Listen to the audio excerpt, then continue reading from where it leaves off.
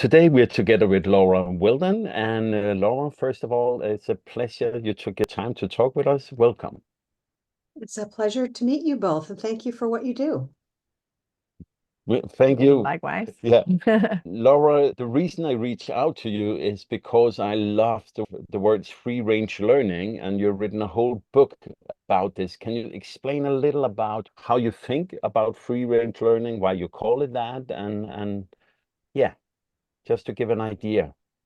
Well, I think it's how we all learn and have learned since the beginning of humanity.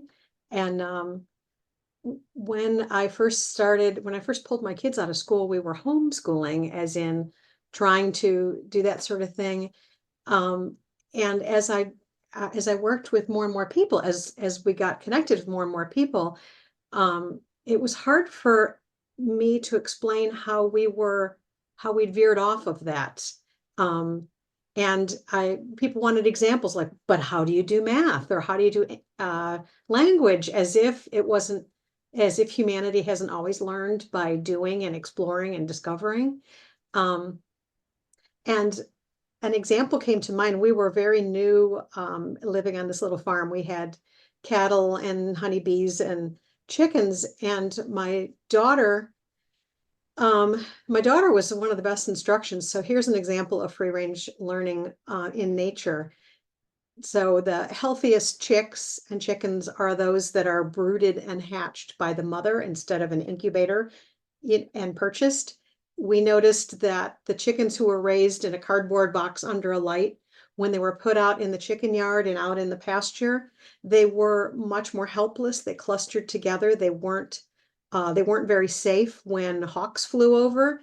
The chicks raised by their mothers from the get-go, out free, knew the whole language of peeps and clucks, of when to hide under a tree, when to go under their mother's wings. And I remember the day one of our clutches hatched, and they were maybe 2 days old, maybe 3. And the mother brought them down the long ramp from the hen house. And when she went back up to bring them back in, one little chick was left close to the hen house, but not close to the end of the ramp. And I went to go pick it up, and my daughter, who was probably 11 or 12, said, "Don't do that. Why would you do that? It will learn. Its mother's telling it." And the mother's, clucking ever more frantically. And I'm thinking, how could the little chick's trying to jump up the distance, which Yeah. it will never make. And I had such an urge, a traditionally educated urge, to go do it for it. Like, here's the end of the ramp, go on up. And my daughter was completely right. It took maybe 20 more seconds for the little chick to figure it out and go up that ramp. And to me, it's not about not being there, not helping your kids. It's about respecting what all of humanity does. We learn. That's what we are. We are playful, learning, imaginative, innovative creatures. I'm just, Amen. amen. Yeah. Yeah. It's just nice to see another wording of it. We talk a lot about unschooling, and it's the word that the community has agreed to use, but really the word is really annoying. It's It because has the word school. it's like an anti, the un. Yes, and it has the Yeah. word school inside of it, which is what Yes. we don't do. And then it's as so it's something we not do. It has nothing to do with what we actually are doing and what we believe in. So this free range is just a very appealing way to phrase it. I kind of like unschooling a great deal better than homeschooling, which implies that, kids are sitting at a table doing curriculum all day. Yeah. But of course, unschooling, it is what it is. Now, this is the way we talk about it, and whatever. But I think free range is just it's a nice way to frame it. So I never thought about, it's a beautiful picture, the chicken that are raised by their parents, well, by the mother, are real, and the ones from the incubator, it's not hard to think about the school as the incubator. Yeah, But you just saw it in real life, how it would, yeah. yeah, and people raise, we heard this about turkeys too, when we raise turkeys. They won't even survive. We were told they can't survive out in out in the pasture. They're helpless. They need to be fed only this certain food, and a range of diseases is going to get them. And we found the exact opposite. And of course, it's out of the best intentions that we raise kids in that carefully lit cardboard box of school. Um, Teachers are there with the best intentions, families, communities, because we've forgotten about what freedom does and what it feels like. It's hard to, I mean, we've been unschooling for, our oldest will be 25 tomorrow. And we've been unschooling for, I don't know, maybe 12 years or something like that. So I feel, most of the time, I feel confident, I've got this. But actually, just recently, a week ago or two, I had again one of these lessons. Me trying to fix things, me trying to help is the problem. If I would just shut up and wait those 20 seconds as you did, there would not even be a problem to fix. Right. And I just did a coaching conversation with a client, and it was the same thing again. Our attempts to help our children very often become the problem. It's because the attempt to help more becomes the attempt to control, I think. And because we do it, the outcome, we want the outcome to be in a certain way. Yes. Yeah, and that's not always our outcome to choose. We forget that almost throughout all of humanity, we lived in little tribes or tiny villages, and every young person could learn from the weavers and the hide tanners and the hunters when they were engaged and ready and excited, and they would step away. You know how a baby looks away when it can't take much more, and then it looks back. And that's how we learn. And because I'm such a science nerd, I love to have research examples. And here's one that's always intrigued me and maybe horrified me a little bit too. They did a study with toddlers. The younger the child, the more pure the research, because there's not as much influence when you're 14 months old. And they had two groups of kids in the same exact circumstances, room with a friendly researcher. And for both groups of kids, one at a time, they gave a child a toy brand new to them. And in one situation, the researcher's friendly and excited. Would you like to play with this? And then steps back, just interested, just watching, just, there. In the other situation, the researcher gave them the toy. Would you like to play with this toy? And then, like so many of us, were excited. The researcher showed the child 4 or 5 different functions of the toy. And we think doing that, or I have long thought, that helps the child engage. It gives them some mastery over what to do. But of course, the outcome was the children who got no instruction, no adult even demonstrating, played with the toy longer. They found almost all the applications every time of the toy, and they often played with it in novel ways the researchers hadn't anticipated, whereas the child who was given the eager instruction played almost always with only those things he or she was shown, played with it less time, and didn't invent new ways to play with it. You got it right there.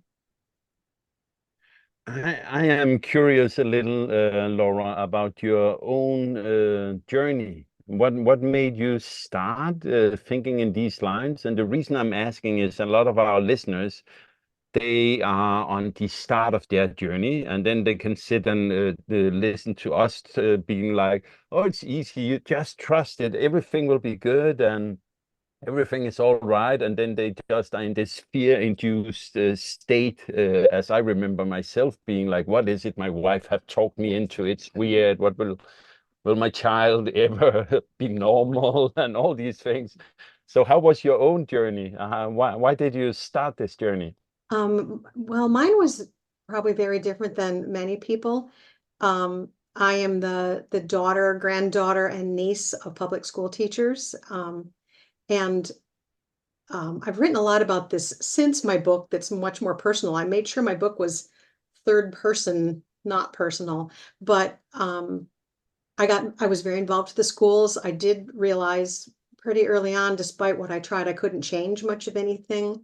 Um, I had a child who had to do the same curriculum, even though she got all of her spelling words right the first on Monday. She still had to practice the words to Friday. Kids who had to read the curriculum book, even if they were reading at high school level and elementary school. So my efforts to work with the school and believe that you can change things from within continued to be disproven. And even though we lived a pretty crunchy, make your own bread, grow your own food kind of lifestyle, I was trying to work in the system. And one of the work I did was teaching nonviolence to groups, applied nonviolence. And at that time, my oldest we were in an award-winning school district at the time. He was telling us on and off about these kids who were bullying and they were difficult. They had assaulted a girl in the bathroom. They had gotten their uncles and brothers who were older to come to school and engage in this horrible kind of a gang fight situation. And I kept telling my son, I volunteer in school all the time. I keep asking what's going on. And they were bullying my son, who's this big, smart kid. And he would come back at him with like, what, bad mood today? Is your drug dealer not giving you credit? Which, where did he get the sarcasm, you know? And he called me one morning and I was home. My husband had been in a car accident. I was babysitting small children to help make some money while he wasn't working. And my son called and said they have a gun. They showed me a gun this morning and they told me I'm not going to live through the day. And I said, run home, because I couldn't even come get him. I had babies without car seats. And I called the school and my voice is trembling now. Of And course. Oh man, because it's everyone else's baby was in that school too. This was after Columbine. We knew about school shootings in the US. And I explained these kids park cars around the corner. They have their things in the car. They have guns in the car.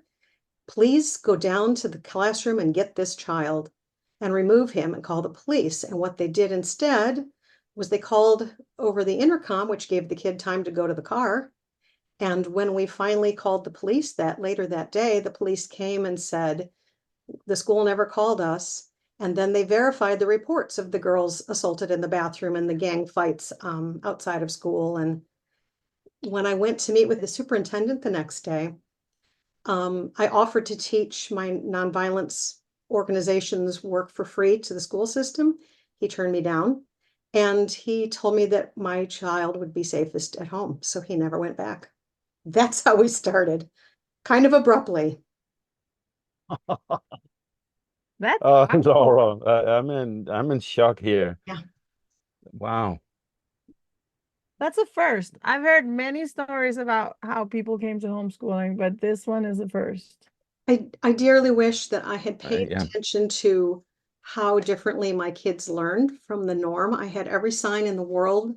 I have 4 kids to take them out. And this is what forced us out. And I certainly don't welcome that trauma on my oldest child, but I am so grateful we got out because everyone blossomed.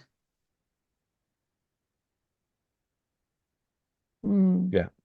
Well, lots of people get out because of trauma and I'm sorry about yours. It's rough.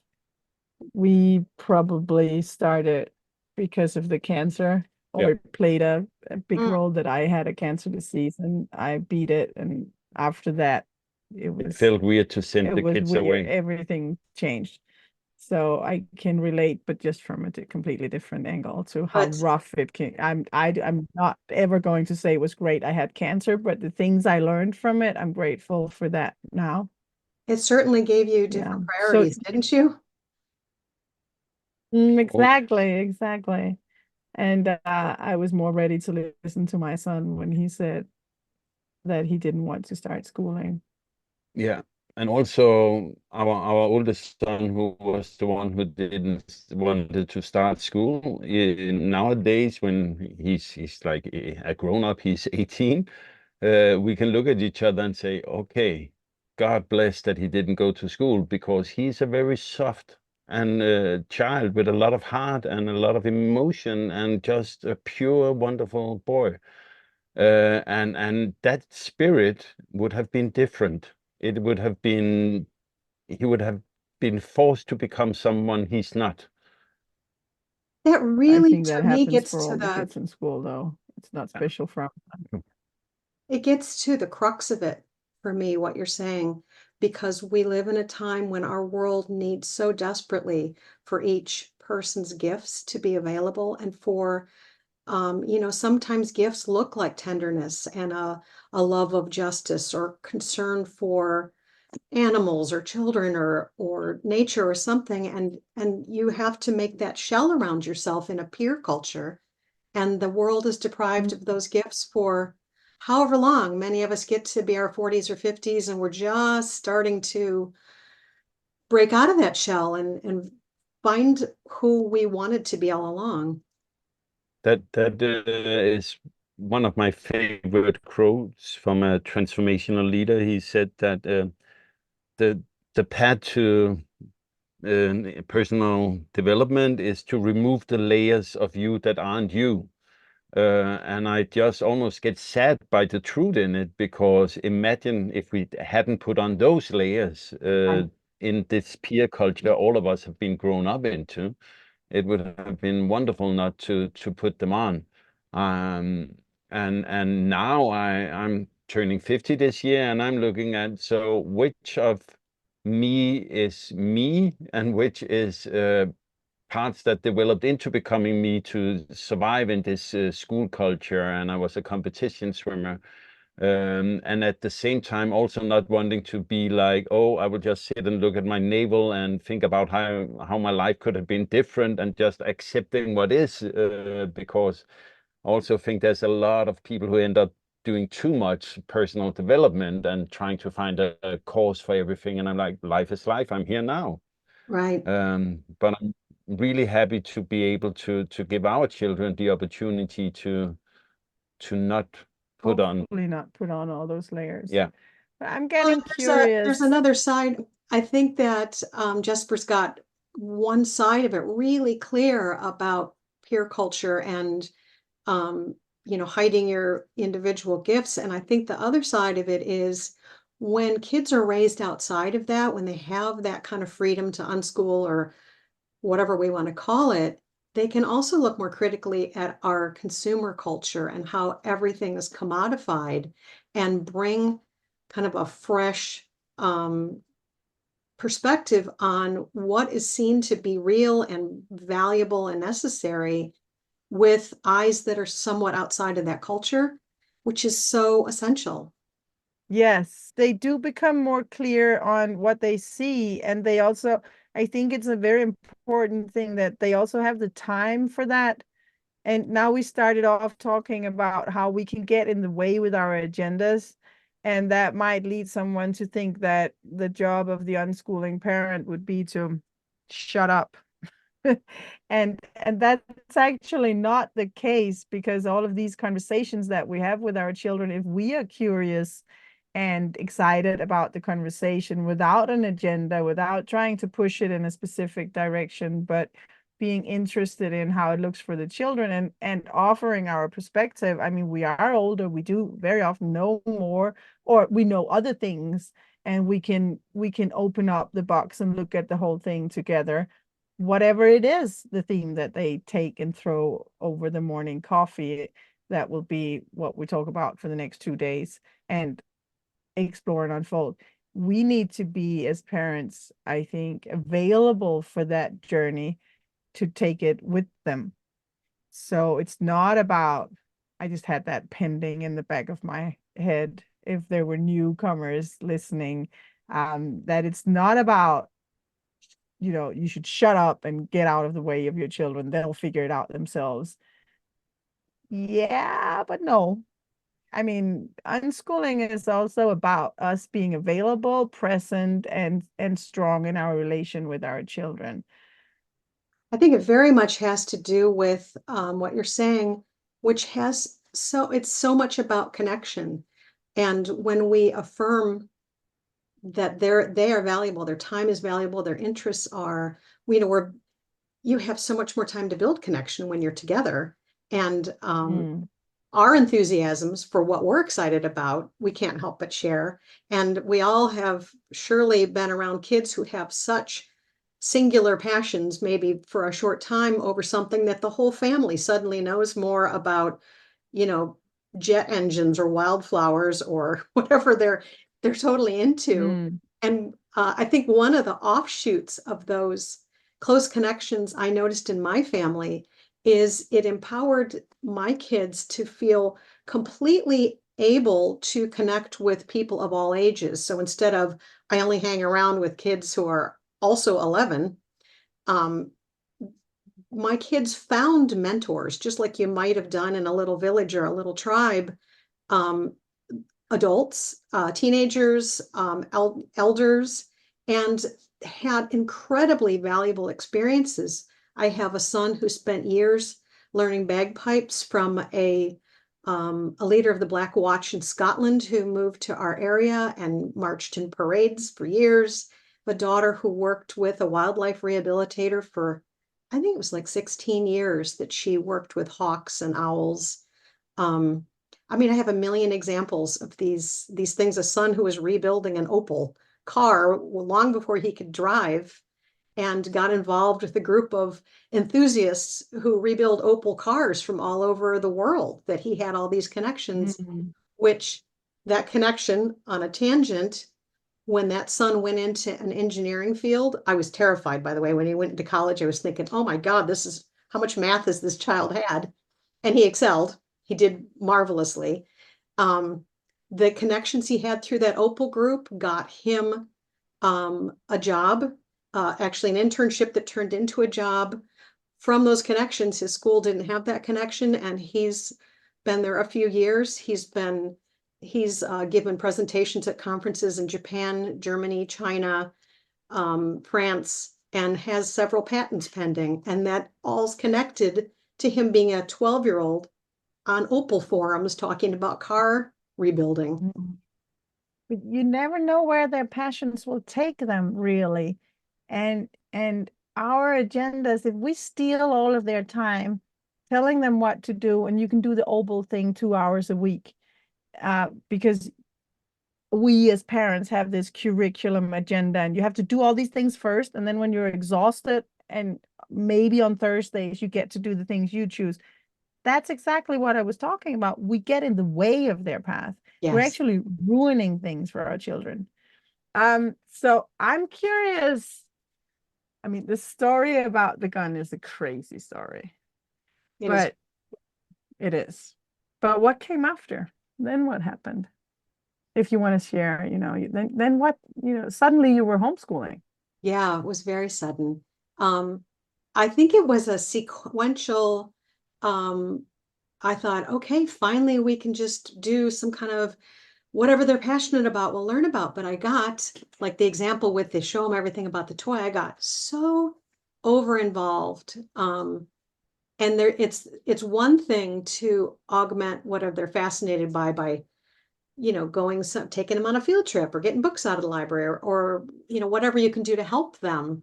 It's another thing to take over. And I did the taking over thing. And if anything, the entire free range learning book is an apology to my oldest, who suffered through all of my many phases before he took me a year or two. I look at my 4 kids, and the youngest had the least of any formal anything. Certainly, like many unschoolers, he took, he went to interesting camps, and he took science-based stuff that he was interested in, and did a lot of exploring on his own. But as I said, he went into engineering, and I was terrified that we hadn't sat down and done formal math education. He took a community college class or two when he started to get interested in that. and I guess I'm veering off the topic again, but when he got into his 4-year engineering program, everyone came to him. The students kept coming to him because you need to have direct application of principles to learn engineering. And many of them had never used tools. They'd never used a wrench. They'd never built anything. They'd never fixed anything. And so they could learn things, they could memorize things easily from years of school, but they had no way of applying them. And so they kept coming to my son to have him explain things and help them study. They also even thought that, like, how is it he didn't have to study much either, because he was intuiting these principles differently through a body that had done a lot of hands-on stuff. So I guess I'm veering from your question of our sequence, but I got more and more involved in homeschooling and unschooling groups and found more ways that the kids could pursue their own interests. And I, of course, found friends in these kinds of groups as well. And it became this larger village for us. And you always learn from the village. I think it's amazing how you found that village. I still find it hard to find that community for my children. We have the double challenge that we also travel, so we are not in one place. They would have to find that community somehow online, or, well, it's not about me. I'm just, how did it happen? How did you find, or your children find, these village people? I think it's hard for people to imagine how to actually go about finding other, because you can be an unschooling parent for smaller children, and they will more or less just need what you can provide. It's not really a problem when they're small, but then they become bigger, and some of their interests, you can't help them with it. You just can't, and you need that village that doesn't exist anymore. We don't live in villages anymore. So Right. what would be your advice for people entering that phase, looking for, how do I build a village for my children? I think I felt like ours was particularly challenging. We live in a small rural township. It's very, very conservative, which is the very much opposite of my life. And there were literally families on our street who would not play with my kids because they were not professed born again Christians. You had to be born again and profess.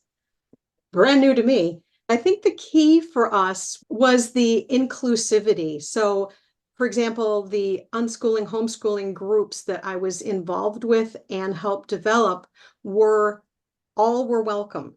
And in many groups, you're only welcome if you're a particular kind of learner. If you're an unschooler, you're welcome.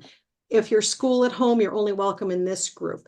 If your parents have these rigid ideas about this kind of behavior and those kids don't fit, you don't belong. And you get all these different camps of people where the adults have the one perspective, and that's all they want their kids to be around.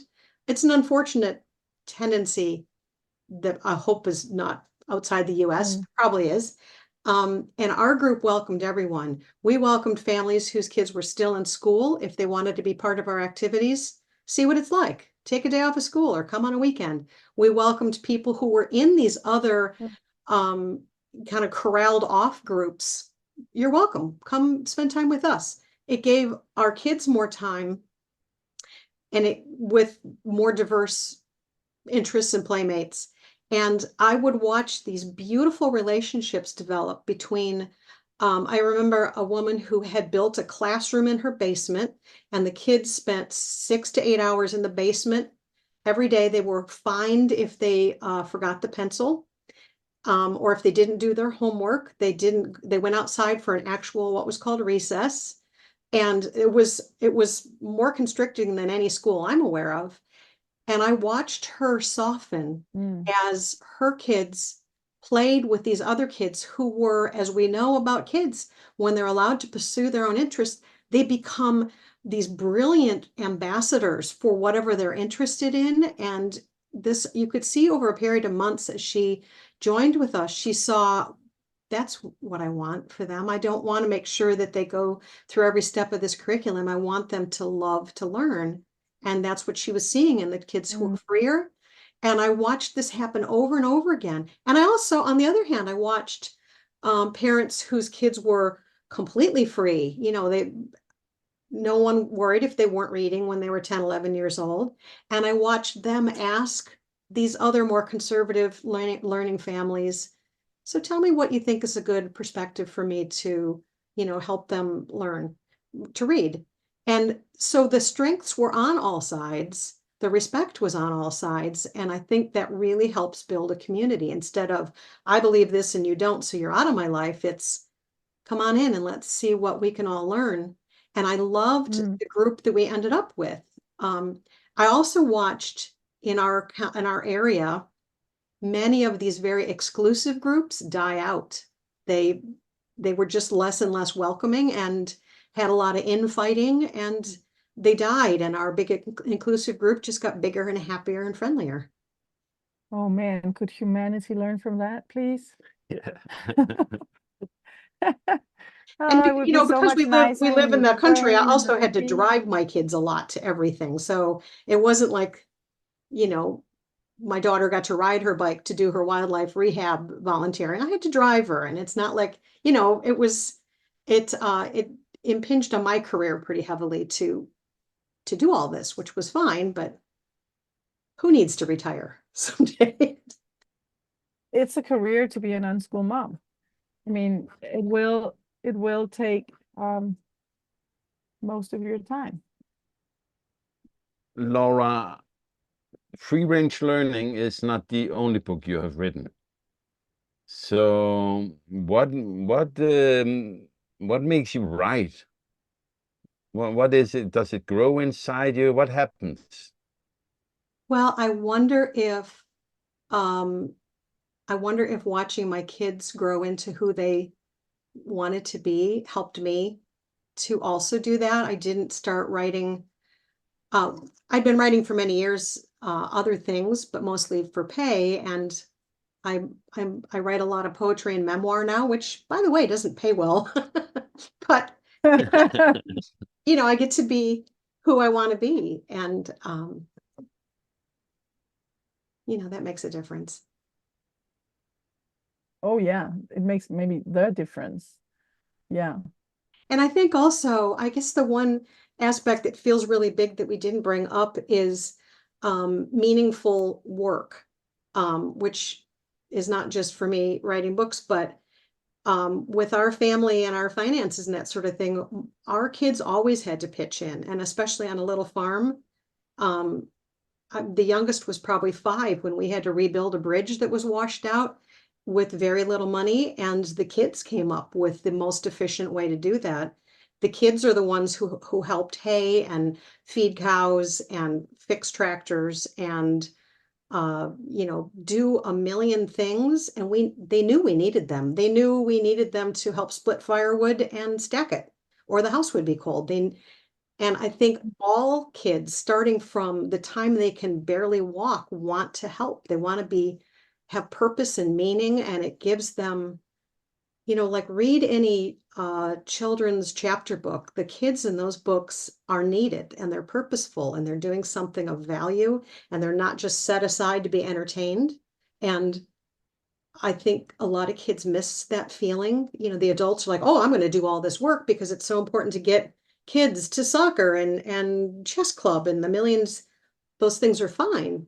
But if kids don't get to be meaningfully and purposefully involved in what the family needs and what their community needs, then we're cheating them. So that's another Yes. angle for me. But also, it's an important angle. And I think the whole way we structure society, putting the kids in school and trying to convince them that their work is to do this meaningless work. Much of the things that children have to do in school to learn is without any meaning, and from the perspective of the child, even with less meaning and downright boring.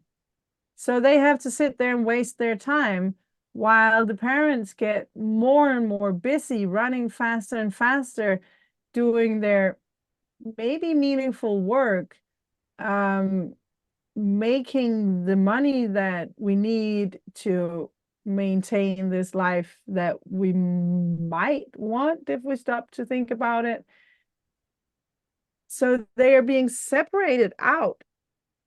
And I think they know, they're not stupid. They know that basically we just don't have time for them and they're getting in the way and it's kind of annoying. So why don't you sit over there and color in this page and write 200 Ds after each other until they look almost perfect. You're never going to use handwriting in real life, but who cares? We've got you parked over there while we do the important stuff. That's the structure of the modern world. No wonder the kids don't thrive.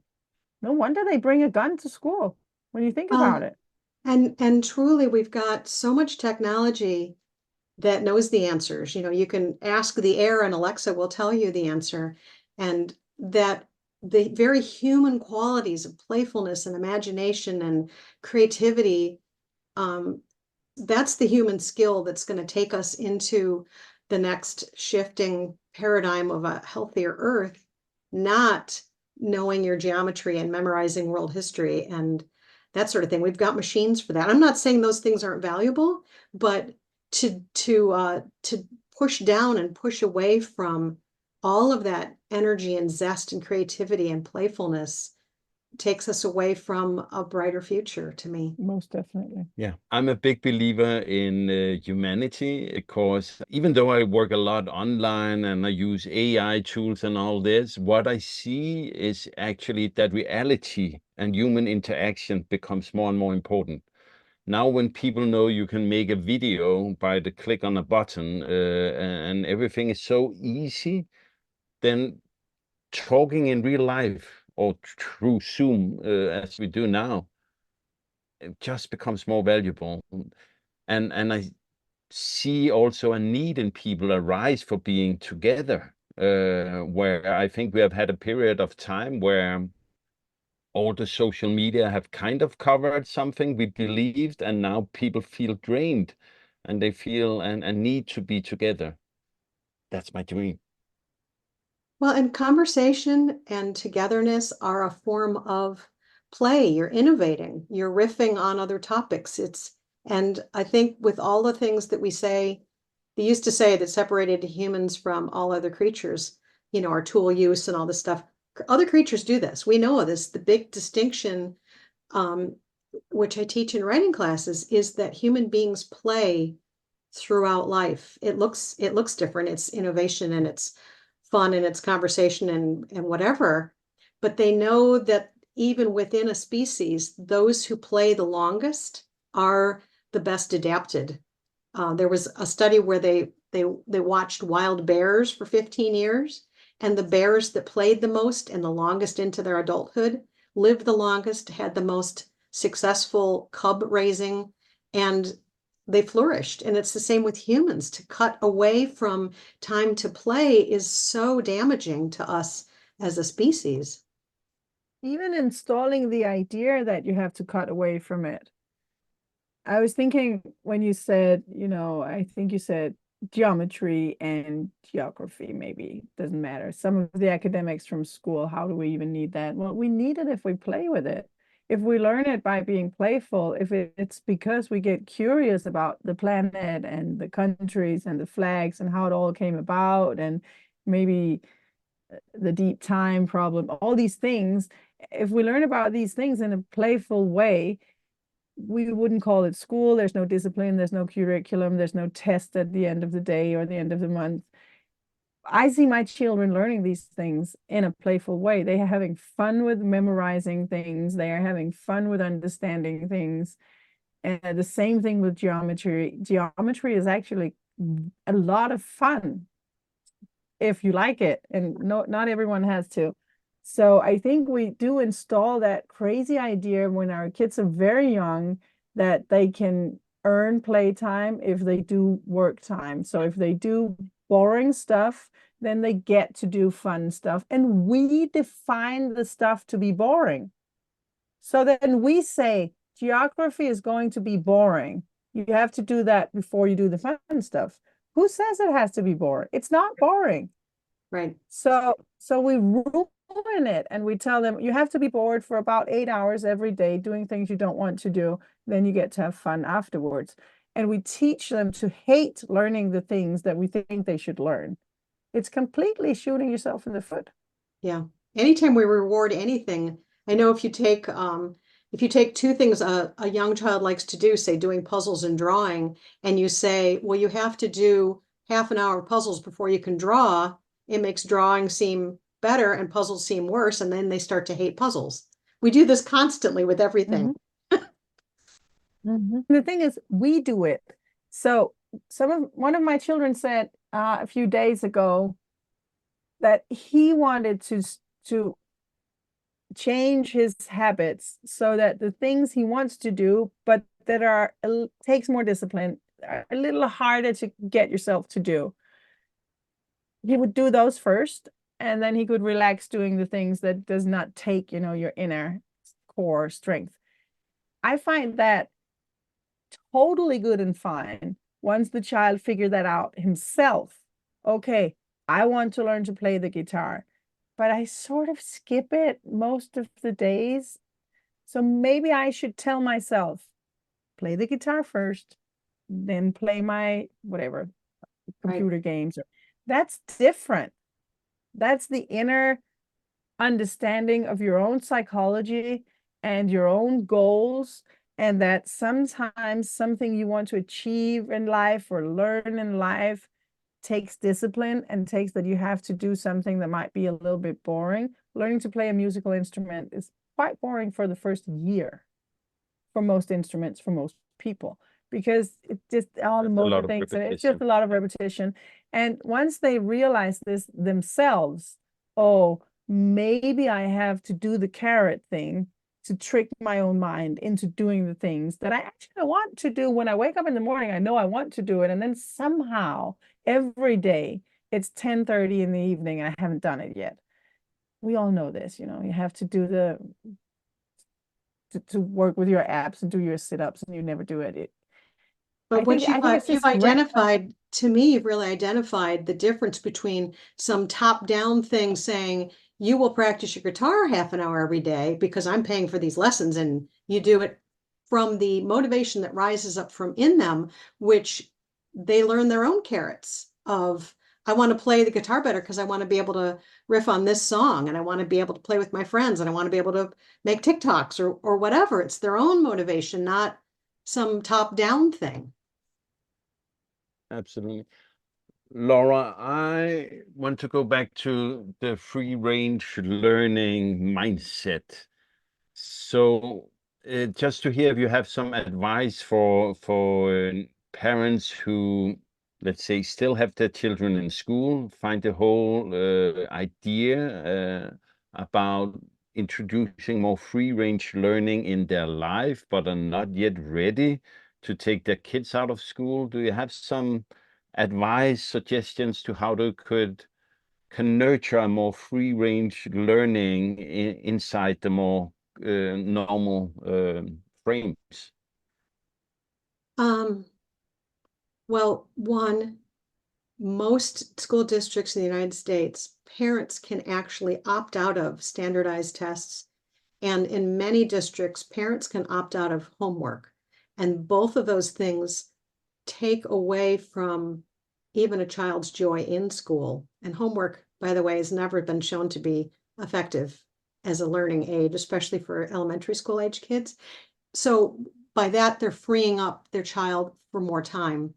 I would also encourage them to give the child the freedom to play with, maybe they're not playing on the play structures at the park. Maybe they want to play with the sticks or the mud or whatever. Just stretch those limits of what you think they should be doing. Maybe don't have as many structured activities. Maybe they don't need to be in 3 sports and the kinds of things that's particularly in suburban America is just every kid is in every activity. And I think very much the most important thing is to see that beautiful uniqueness that every child has, so that you can look at their deficits. Oh, they're not behaving this way, or they're not great at their math flashcards. You can see deficits, but we only build by building on what's working and what's already beautiful and perfect in our kids. And they already are whole people, whatever age they are. So to celebrate them, to let yourself nurture what's already flourishing in them, their imagination or their interests or their beautiful way of daydreaming when you want them to put their shoes on, but they're looking out the window. That's also beautiful. So many of the things that we think are problems are part of that perfection they already have. And you may have a kid who seems like a stubborn or difficult or argumentative. Those are often the qualities that are going to turn that child into an incredible advocate for something they believe in as an adult. So it's, to me, so much about that beauty that the parents already see, and just to let that flourish. That's beautiful advice. Yes, and I think people should go check out your website. I think they should read your book, but could you promote yourself a little? I know you're not the best of self-promoters, and now I will teach you a little. So where do people find you if they really want to get to know more about you and your work? And also if you can mention how they can work together with you if you offer this service. Thank you. You're right. I'm weird about promotion myself. I have a How I website. asked for it. Yes, my website is lauragraceweldon.com. I write about a whole bunch of things, but if you go to the subjects and you click on learning or homeschooling or any of those relevant subjects, you will find many very research-backed articles on how we teach math wrong or how we can better do a million things. I also have run for years a Facebook page called Free Range Learning, which is this really lovely community of people. And I put a lot of silly things on there too, but a lot of meaningful things. And then there's the book, yes. And I do occasionally do coaching with people. I don't even have it on my website, but you can just hit the contact form, and that's the And I whole think story. people should do that. Laura, it was a wonderful pleasure having you. Thanks a lot for your time. And yeah, I'm just happy. It was a very nice conversation. Thank you. Thank you so much. I appreciate it.